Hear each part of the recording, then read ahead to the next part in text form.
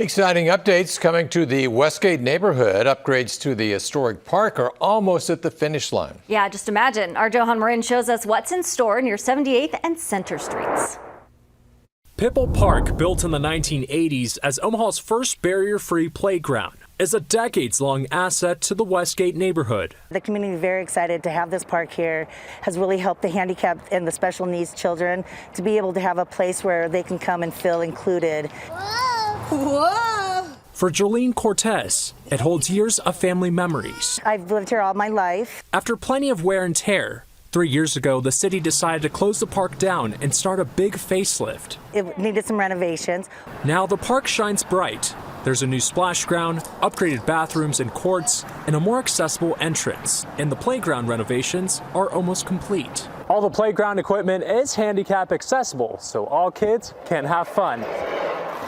According to the City Parks and Recreation Department, they've also talked to residents about possibly putting an amphitheater in the future. Kaylin Madison thinks the changes are good for the neighborhood. I've driven by a couple times. I'm excited. It looks really nice. We're excited to use it again. The city hopes to have the park fully open to the public in the spring. There's still some work that needs to be done to the sidewalks and to its road, but that won't get started until 2026 when the new Westgate Elementary School next door is done. In Omaha, I'm Johan Marin, First Alert 6. City Council members approved money for the project today. Parks and Recreation Director telling us the funds are part of the original vision for Pipal Park.